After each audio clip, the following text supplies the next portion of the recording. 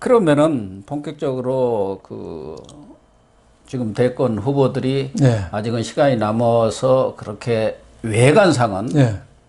활발한 움직임을 보이고 있지는 않습니다만은 역시 물밑에서는 열심히 지금 움직임을 보이고 있거든요. 그렇죠. 그런 것들도 좀 살펴보면서 일단 여당 네. 민주당부터 한번 보시죠.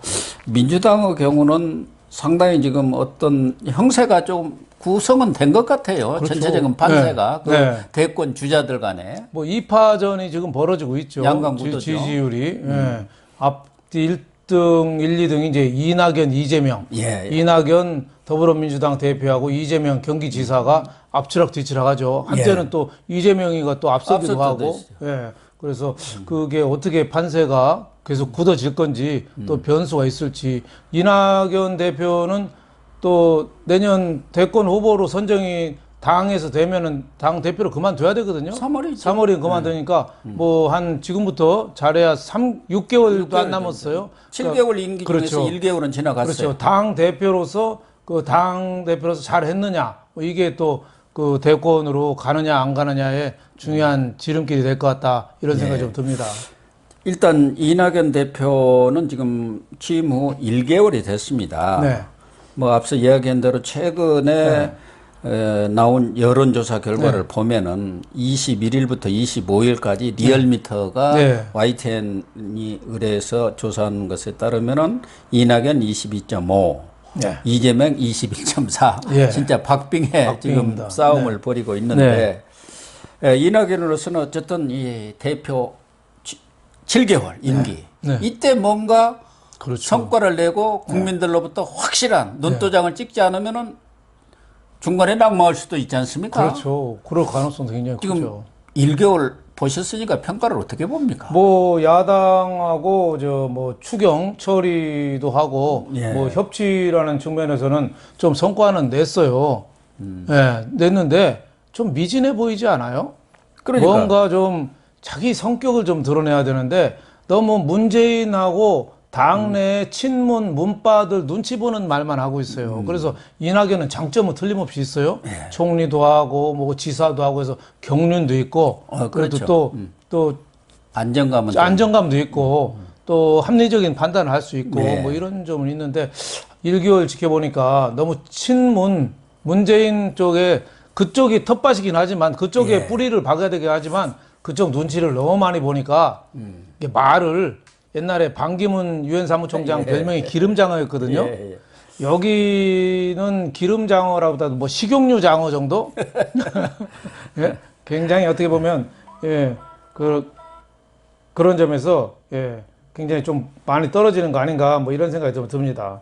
그러니까 이낙연 대표가 대표에 나설 때부터도 자기 캠프 내에서는 양론이 있었지 않습니까?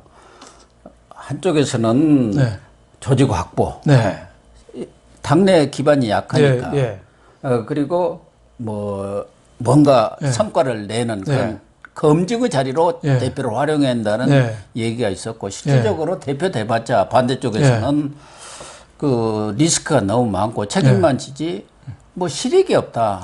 그랬는데 결과적으로 이제 대표를 나가는 쪽으로 해서 이제 김부겸 대표를 이겼단 말이에요. 김부겸 후배를. 그렇죠. 그런데 한 달을 보면은 이렇게 뚜렷한 성과는 없었던 것 같아요. 그렇죠. 추경도 그 후에 이 통신비 지원 문제로 오히려 전 국민한테 뭐 2만 원 준다고 그래서 오히려 역풍을 맞고 좀 수정을 했죠. 거기에 이제 김홍걸 의원이라든가 이상직 의원 이런 분들에 대해서도 나름대로 뭐 처리는 했습니다만 그렇게 흡족한 수준은 아니란 말이에요. 꼬리 자르기 아니냐. 그렇죠. 진짜 중요한 거는 추미애 수사에 대해서 뭔가 좀 이 언론인 출신이고 했으면은 진짜 이 날카로운 얘기를 좀 했어야 되는데 추미애가 뭐 불법한 게 뭐 있냐. 나웃하는 거 하나도 없다. 이게 지금 추미애가 그 거짓말을 27번이나 한데 불구하고 추미애 비호에 나서 그러니까 사람마다 차별을 두는 거죠. 추미애는 비호하고 이상직은 적당히 털고 윤미향은 네가 알아서 해야 하고 그런 식으로 사람마다 차별을 두는 거죠. 오히려 자기가 가장 신세졌던 DJ 아들한테는 가장 어떻게 보면 냉혹한 자태를 먼저 들이대고 거기는 영양가가 없으니까. 영향가가 없으니까. 네. 그러니까 이 자기 대선의 시대적인 소명이라 하면 저는 공정하고 경제 두 개가 될 거로 보거든요. 공정이 진짜 과거에도 그랬는데 조국도 그렇고 지금 추미애도 그렇고 공정하지가 않잖아요. 예? 거기 아들 휴가를 나중에 사후에 카톡으로 적당히 하고 이게 어떻게 공정한 거 인정을 합니까? 거기에 대해서 국민들은 공정에 대한 눈높이가 높아졌는데 이낙연은 친문 눈치 보느라고 거기에 대해서 한마디도 못하고 오히려 비호하는 듯한 말 이런 게 이낙연으로 봐서는 조금 감점 요인이 아닌가. 물론 친문 지지자들 지지는 노력긴 하지만 그 감점 요인이 아닌가. 그리고 말하는 것도 엄중, 신중 이런 말을 하다 보니까 자기만의 색깔 이게 좀 너무 낮은 게 아닌가 이런 느낌이 좀 듭니다. 어쨌든 이낙연으로서는 대표가 되면서 나름대로 차별성도 기하고 어떤 자기의 정치적 비전을 펴려고 했는데 추미애 정국에다가 그게 좀 끝나나 했더니 공무원 또 참사 사건이 나가지고 그렇죠. 거기서 지금 허우적거리면서 그렇죠. 어떻게 보면 내후 외환에 빠져 있다 할까요? 그렇죠. 그런 상황이 돼버렸어요. 그렇죠. 두 개 다가 본인은 좀 답답할 거예요. 그렇죠. 두 개 다가 작은 사건이 아니거든요. 추미애 아들 휴가권은 국민들이 볼 때는 그럼 최순실 딸 정유라가 승마 특기생으로 이대 체육과 갔는데 그게 오히려 더 공정한 거 아니냐. 여기는 정말 질이 나쁘다. 예? 사후에 보좌관 시켜가지고 병가도 제대로 서류도 없이 막 하는 게 이게 어찌 공정이냐. 그리고 그 북한에서 피살당한 우리 해양수산부 공무원도 그게 그러면 국가가 민간인 생명 보호를 해서 도대체 뭘 했느냐. 그리고 대통령하고 군인은 그 중요한 시간에 14시간 동안에 뭐 했느냐. 여기에 대해서 자꾸 궁금해 하는 거죠. 그러니까 세월호 9시간 동안, 7시간 동안 뭐 박근혜 대통령이 뭐 했냐 하는데 이건 문재인 나온 거 보니까 이거는 훨씬 더 질이 나쁘다. 이런 식으로 국민들이 그 감정이 좀 굉장히 격앙돼 있는 상태죠. 그래서 오히려 이런 위기를 어떻게 잘 극복하느냐. 지도자의 리더십 중에 가장 중요한 것은 그렇죠. 그 위기 극복 리더십. 그렇죠. 위기 극복. 또 이낙연은 자기가 총리 때 그걸 잘했다고 선전하는 사람입니다. 메르스라든가 조류독감, 또 강원도 산불 가서 또 수첩 이렇게 깨알같이 적는 거 뭐 성과는 없었습니다만 어쨌든 그랬는데 사실은 이런 때 추미애 사건이라든가 또 우리 공무원 피살 사건 이런데 확실히 자기 목소리를 내면은 이낙연? 그렇죠. 이거 달리 봐야겠네. 그렇죠. 했는데 그냥 오히려 그쪽에 청와대 눈치 보면서 영합하는 그런 얘기를 하다 보니까 더 감점이 돼버린 거예요. 그렇죠. 추미애하고 우리 국민 피살 사건 같은 경우는 국민들이 볼 때 이게 진짜 위기라고 생각하는 거죠.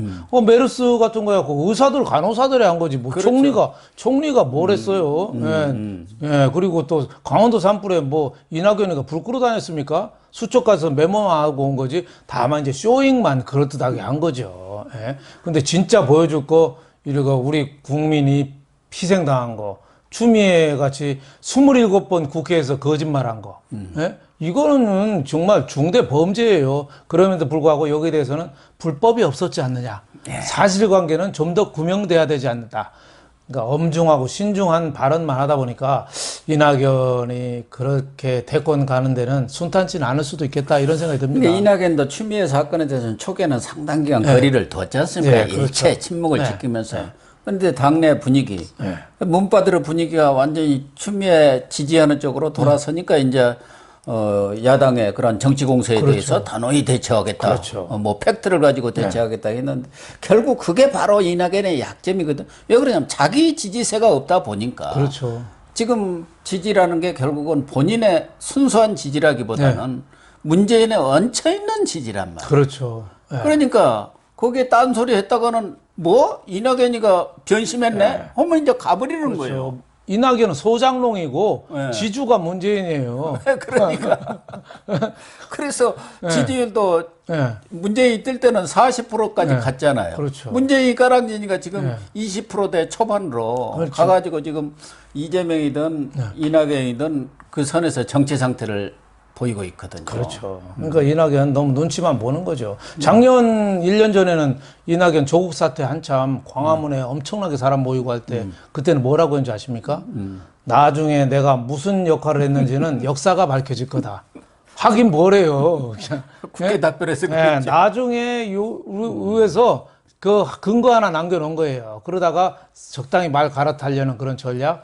이게 이낙연의 그 무기이기도 하지만 이게 또 한계가 될 수 있겠다. 저는 이런 생각이 좀 들었습니다. 그런 면에서 보면은 이재명은 지난 7월에 대법에서 이제 무죄 취지로 파기 환송됐잖아요. 자기 사건이.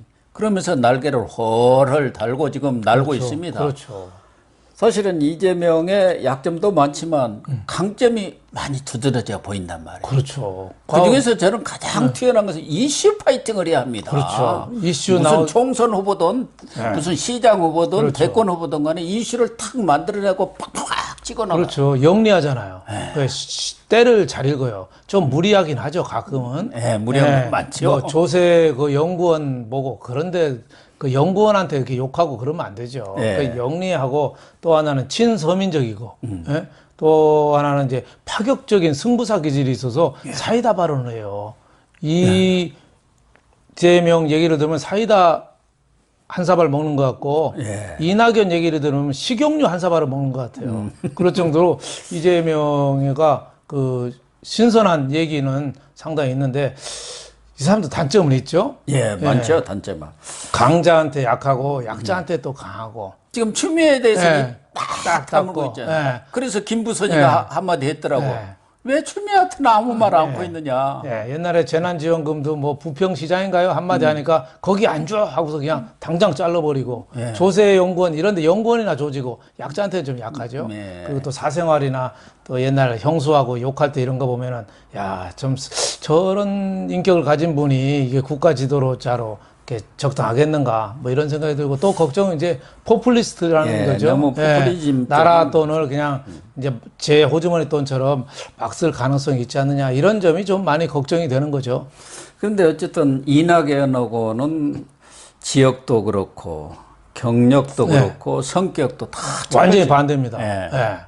본인은 흑수저라고 그렇죠. 그러지 않습니까? 근데 이낙연도 자기도 흑수저다. 나는 시골에서 이렇게 뭐 칠행제가 발행된 중에서 공부를 열심히 해가지고 이렇게 한 것이지 무슨 부잣집에서 자라는 사람은 아니다. 그 시절에는 자기 노력으로 광주 일고 나오고 서울 법대 가서 그런 산에서 그렇게 고시도 3번이나 떨어졌습니다. 그래서 안 되니까 이제 군대 갔다 와서 동아일보 들어간 거예요. 뭐 금수저는 아니지만 그 정도 뭐 흑수저라고 할 수는 없죠. 옛날에는 그 부자들도 그 도시락 반찬이 김치 한 병 도시락 싸오고 그랬으니까요. 옛날에는 그랬으니까 이낙연 정도면 흑수저라고 할 수 없고 이재명은 진짜 흑수저죠. 거기는 뭐 검정고시로 하고 공장에도 일하고 거의 바닥 생활을 한 거죠. 얼마 전에도 뭐 하도 힘들어갖고 무슨 자살하려고 극단적인 선택하려고 약국에 갔더니 수면제 안 주고 뭐 소화제를 준다면서요. 그러니까 어떤 위기에도 어떻게 보면 이재명 같은 사람이 굉장히 강한 그 리더십을 보일 가능성. 입지전적인 인물인 것만은 틀림없습니다. 그렇죠. 그 점은 또 평가를 해줘야 되고. 우리 위기관리 리더십은 아마 이재명이가 더 나을 수도 있겠다. 저는 이런 생각이 드는데 결국 이재명하고 이낙연이가 붙을 때 당원들하고 국민들이 누구를 선택할 건가? 저는 시대적인 조류나 이런 거 보면은 더 사이다 발언하는 사람한테 더 많이 가지 않을까요? 근데 이제 모르죠. 어쨌든 이재명은 대깨문들, 문바들은 극렬 지지층들은 문재인과 2017년 때도 싸웠고 또 지난번 경기지사 때도 삼철이 하나인 전해철과도 싸우고 그런 과정 속에서 상당히 앙금이 있는 건 사실이거든요. 최근에도 드라이브 스루 가지고 좀 긍정적인 발언을 하니까 지금 문바들이 다 일고 나서 탈당해라, 나가라 하고 지금 난리 아닙니까? 근데 맞는 얘기죠. 광화문에 드라이브스루 차 안에서 혼자 앉아서 1인 시위하는 거 그런 것까지 막는 건 헌법 위반이죠. 그러니까 저는 이재명 말이 맞다고 봐요. 경실련이나 참여연대 또 저 민변 이런 데서도 드라이브스루 집회까지 막는 건 너무하다고 그러니까 얘기했거든요. 다 그래요. 이재명 맞는 얘기인데 근데 이제 문바들은 왜 인이 마음대로 하도록 놔둬야지. 그러냐 그거 아닙니까? 그러나 이제 좀 그 거친 일, 포퓰리스트 이런 것들 때문에 일반 서민들한테는 상당히 속이 후련한 뻥 뚫리는 그런 기분은 있는데 사실은 중도층으로 외연을 확장하지 않는 한 좀 어렵다고 봐야 하거든요. 우리 선거에서는 상당히 어려움이 있는데 그런 부분은 약점이고. 근데 하여간에 이재명의 가장 큰 지금 이슈를 많이 만들어내는 게 정책적인 면인 것 같아요.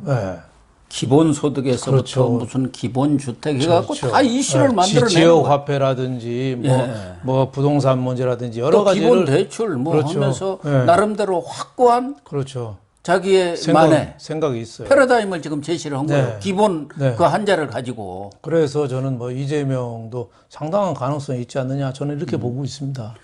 어쨌든 현재까지는 여당에서는 이낙연, 이재명 양강구도가 어떻게 펼쳐질지가 관심사인데 그렇다고 해서 이 사람들이 지금 20%대 초반에 지지율을 갖고 있기 때문에 그 정도 가지고는 어림도 없죠. 어림도 없죠. 그렇죠. 그 선에서 이렇게 고착화 돼버리면은 지금도 거의 고착화된 박스권에 묻혀 있는데 그러다 보면은 여권에서도 새로운 대안을 찾을 수밖에 없지 않겠냐. 특히 친문 입장에서는 아무래도 이재명은 좀 껄끄럽단 말이에요. 그렇죠. 그 사람이 집권에 있을 경우 친문을 놔두겠습니까? 다 감옥 갈 생각해야죠. 그러면 이낙연이가 좀 확고하게 치고 올라와야 하는데 한 40% 가다가 지금은 20%뭐 초중반대에 머물러 있단 말이에요. 그런 상태로 계속 갈 경우 이낙연의 지금 최대 과제는 4월 재보선 아니겠습니까? 그렇겠죠. 물론 이제 이 앞서서 정기 국회에서 얼만큼 성과를 내느냐 협치를 통해서 자기가 이제 협치하겠다고 했으니까 원칙인 거. 근데 그 재보선이라든가 이런 것도 불투명한 상황 아닙니까? 결국 재보선을 이낙연 대표가 공천 책임을 진다고 봐야죠. 그렇죠. 그리고 3월에 물러나더라도 그 전에 이미 후보는 정해지는. 재보선이 만약에 지금 부산은 아무래도 뭐 국민의힘이 유리하다고 보고 서울을 만약에 계속 그 권력 재창출을 서울시장 재창출을 못한다면은 이낙연 입지가 상당히 흔들릴 수도 있는 거죠. 그렇다면 대안을 모색할 수밖에 없는데 결국 대안은 다크호스라고 할 수 있는 사람이 역시 김경수 경남지사하고 정세균 지금 국무총리 아니겠습니까? 김경수 경남도지사는 뭐 11월 6일 날 이제 판결이 있잖아요. 그때 판결이 있어서 그때 뭐 법정 구속이 될지 완전히 무죄로 나올지 모르겠지만 법정 구속은 안 될 것 같아요. 그렇습니까? 지난번에 성창호 판사가 법정 구속했다가 그렇게 혼을 났기 때문에 판사들도 눈치가 뻔한데. 그렇죠. 요새 뭐 청와대부터 얼마나 법원에다가 눈치를 주겠어요. 알아서 해. 뭐 말은 꼭 말로 해야 돼. 그러지 않겠어요? 그러니까 거기서 11월 6일 날 판결 결과에 따라서 대권 주자, 유력 대권 주자가 될 수 있죠. 아무래도 문재인 대통령은 이나 친문들은 다음 선거 이후에 누가 되는 게 발 뻗고 자겠어요? 친문뿐만 아니라 비문도 마찬가지예요. 발 뻗고 자는 거죠. 비문 다 아우를 수 있는 어떤 그런 사람이 김경수라고 하죠. 물론 김경수와 국민적인 인지도나 지지도는 좀 떨어지지만 친노, 친문 골고루 좀 기반을 하고 있기 때문에 그런 점에서는 친노, 친문이 볼 때는 김경수는 우리 적자다. 이렇게 적자라고 생각할 수도 있고 이낙연은 옛날에 노태우 대통령 되자마자 전두환 보내버렸잖아요. 이낙연도 그럴 가능성도 좀 있거든요. 그렇습니다. 이낙연도 사실 그 깐깐한 사람입니다. 깐깐하죠. 그 밑에 사람들이 그 같이 일하기가 굉장히 힘들 정도로 깐깐한 사람이래요. 저거는 기자 시작할 때부터 이렇게 같이 출입을 쭉 하고 이렇게 지냈는데 아주 깐깐하신 분입니다. 경우가 바르고요. 그렇죠. 그런 분이 저 추미애에 대해서 저 한마디도 안 하고 오히려 비호하는 거 보면은 참 대권이 좋긴 좋은가 보다 이런 생각이 들었습니다. 그런데 지금 김경수는 물론 항소심에서 뭐 무죄 취지로 판결이 나버리면 이제 날개를 훨훨 달 겁니다. 그렇죠. 아마 지금 문재인 마음속에는 아직도 김경수에 대한 미련이 제일 크다는 거 아닙니까? 그렇죠. 다른 사람들은 이게 안 될 가능성을 대비해서 하는 거고 페이스메이커. 그런데 지금은 대법원이 제일 지금 문제예요. 그것만 올라가면은 다 그냥 통과죠. 통과. 오히려 지방법원이나 고등법원에는 그래도 강골 판사들이 많이 남아 있어갖고 그렇죠. 원칙대로 하는데 이 대법원은 그렇죠. 전원 합의체 가면은 14명 중에 7, 8명이 다 이쪽 아닙니까? 그렇죠. 예. 그러니까 얼마 전에 미국에서 세상 떠난 루스 베이더 긴즈버그 여성 대법관 이런 판사들이 없는 거죠. 소신 있게 해야 되는데 정치적으로 눈치 보고 청와대에서 나 낙점해서 대법원 판사 시켜줬다고 저렇게 어떻게 보면 청와대 향해서 계속 그 애완견처럼 하는 판사들이 많으니 공정한 판결이 참 어렵지 않느냐 이런 생각이 듭니다. 어쨌든 김경수 경남지사가 문재인 대통령이나 친문 입장에서는 가장 바람직한 자기들로서는 믿을만하죠. 대권 후보입니다만은 근데 그 정치력은 아직은 미지수 검증이 안 되고 전혀 검증 안 돼. 또 하나는 비서 이미지 우리 그냥 그렇죠. 속된 말로 가방 못지 이미지라고 하자면 가방 들고 다니는 그렇죠. 좀 애완견 이미지 그런 이미지잖아요. 그러니까 드루킹 사건이 난 것도 그런 거잖아요. 자기 모시는 사람 어떻게든 선거적으로 표로 이렇게 하려고 드루킹 했다는 의혹 아니에요? 그러니까 이 김경수의 리더십 국민들로부터 선택받기는 아직도 길이 멀다 이렇게 생각이 듭니다. 근데 가장 호시탐탐 속은 감추고 있습니다만 감추는 것도 아니에요. 은근히 내 비치는 분이 정세균 총리입니다. 그렇죠. 이낙연이가 낙마를 하고 김경수가 돌아오지 않으면은 나쁜 일 없다. 그렇죠. 본인이 어느 자리에서도 그런 얘기를 했다는데 역주행을 한 거 아닙니까? 그렇죠. 국회의장 그렇죠. 국무총리가. 그렇죠. 바로 대권 의지를 지금 간접적으로 시사한 거다. 그렇죠. 기업 경험도 있고 국회의장까지 했고 장관도 지역 서울 종로에서도 국회의원 하신 분이니까 육선을 했어. 지방에서 그렇죠. 4선, 서울에서 2선, 그렇죠. 종로에서 그것도. 그렇죠. 지금 더구나 또 코로나19가 이렇게 중요할 때 이름도 세균이잖아요. 본인은 지금 코로나에다가 자기의 승부수를 건 거 아닙니까? 그렇죠. 그래서 지금 준정시 상태다. 그렇죠. 추석에 뭐 고향에서 부모님들이 뭐라고 하면은 이 정세균 때문에 못 갔다고 그렇게 해라. 할 정도로 지금 코로나에 모든 것을 걸고 있습니다. 걸고 있죠. 여기서 극복이 되면은 자기가 테이크오버 할 수 있다. 그렇죠. 그렇게 보는 거죠. 그렇죠. 근데 정세균 여러 가지 그 당 내에 지지도도 꽤 있고 친노 친문 그래도 꽤 집안이 넓잖아요. 근데 이상하게 안 떠요. 그 가수들도 있잖아요. 노래 잘하는데 안 뜨는 사람이 있어요. 그런데 진성이나 이런 사람처럼 40년 무명 가수다가 안동역 하나로 떠버렸어요. 그렇죠. 그러니까 정세균이도 코로나로 확 들지 뭘. 그럴 가능성이 그래서 본인이 총리를 한 게 네. 너무 안 알아준다 이거야. 그렇죠. 잘 모르죠. 모든 경력이나 이런 데도 안 알아주니까 그래서 인지도를 높이려고 그렇죠. 총리로 갔다는 얘기가 있단 근데 말이에요. 진짜 인지도를 높이려면은 청와대하고 한번 들이받아야죠.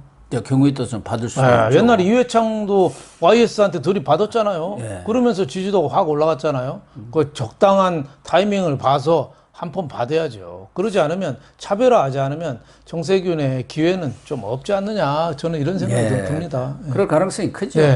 어쨌든 정세균 총리 지금 거론되는 분들이 제가 정치부 기자를 오래 했고 특히 정세균 총리하고는 아주 각별하게 지냈습니다만은 인품이나 경륜 모든 면에서는 손색은 없는 사람입니다. 그렇죠. 안정적인 이미지죠. 당내도 기반이 튼튼합니다. 그렇죠. 당내에도.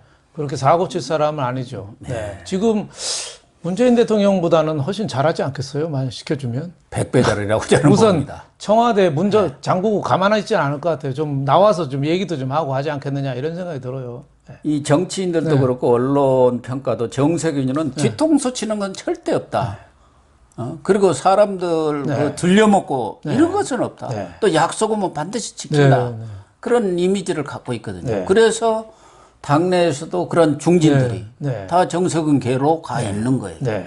또 덕을 많이 봤어요. 꼭 도와주고 그런 것을 많이 해서 덕을 쌓은 분입니다.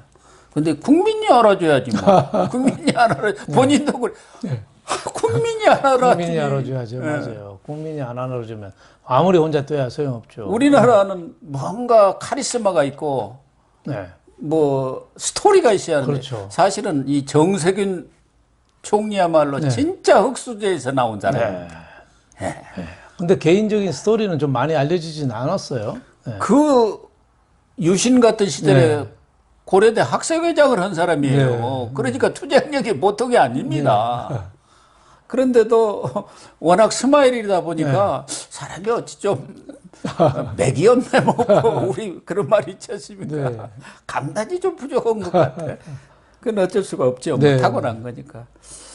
기타 뭐 김부겸이라든가 김두관 이런 네. 사람들도 관심은 갖고는 있습니다만은 김부겸은 이제 뭐 대구에서 300만 표를 만약에 대선 도전하면 얻어오겠다. 뭐 그것도 작은 건 아니죠. 그렇죠. 민주당이 이 TK에서 300만 표 적은 건 아닌데 이번에 민주당 당 대표 선거에서 이낙연한테 조만한 차이로 졌어야 되는데 너무 차이가 컸어요. 예. 그 차이가 39.4%. 예. 너무 차이가 커버렸어요.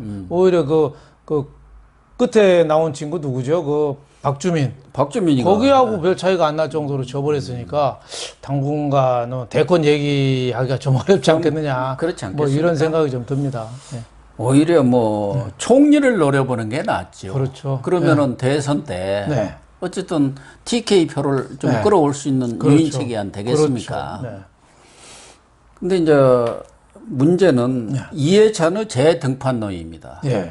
지금 3월에 이낙연이가 물러나잖아요. 예. 그러면은 4월 재보선은 어떻게 할 것이며 그렇다고 물러났는데 그 판에 이제 대선도 바로 이제 시작되는데 거기서 당 대표 선출한다고 전당대회 오고 할 그런 여력이 없기 때문에 선거의 달인 이해찬이가 비대위원장으로 들어설 수밖에 없다는 게 아마 그 내부에서는 뭐 대놓고 얘기는 않지만 합의된 그런 생각들인 것 같아요. 그런 생각 실세들 간에 상당히 가능성 있는 얘기죠. 지난번에 퇴임하고 나서 만화책 출판 기념회 했잖아요. 예, 그러니까. 나 만화책 출판 기념회를 그렇게 요란하게 하는 거 처음 봤어요. 예? 예. 정계의 실력자들 다 오고 은행 회장이 와가지고 건배사 했잖아요. 가자 20년인가요? 그래가지고 사과했대요. 네, 그건 말이 안 되죠. 네, 국책은행장이 그 중요한 산업의 파이프라인을 구축하는 국책은행장이 건배사하고 온 그 정계 실력자들이 딸랑거리는 거 봐서 아 이해찬은 은퇴가 아니고 잠깐 퇴직한 거구나. 퇴직한 거구나. 언제든지 복귀하겠구나. 재벌회사들 보면 오너들이 은퇴한다면서 조금 물러났다가 다시 나오고 왔다 갔다 하거든요. 왜? 자기 거니까. 이해찬도 민주당이 자기 거라고 생각하고 있어요. 아, 옛날 조선 때 왕들도 좀 멋지고 말 안 듣고 그러면 나 뭐 물러나겠다. 그렇죠. 상황으로 물러나겠다 하면은 이제 그때부터 다 살려주세요. 그거 갖고 재미 본 게 이제 조선시대 선조. 예. 임진왜란때요. 뭐 수십 번을 그만두겠다고 했잖아요. 예. 그만두겠다고 할 때 신하들 눈을 보는 거예요. 그래서 그 나중에 숙청하고 하는데 많이 이용했죠. 이해찬도 저는 그만둘 생각은 전혀 없다. 그리고 나이도 젊어요. 얼굴이 좀 저렇게 늙어 보여서 그렇지 나이가 68세입니다. 전반적으로 보면은 여권에는 후보들이 상당히 지금 많고 또 그 중에도 아마 우리 국민들 상당수는 누가 대통령 해도 할 만한 분이다. 이렇게 평가를 하는 몇 명 있죠. 몇 명 있죠. 몇 명 있죠. 극단적이지 않은 사람, 경륜이 좀 있는 사람, 뭐 이런 쪽으로 결국은 좀 모아지지 않겠나 이런 생각이 좀 듭니다.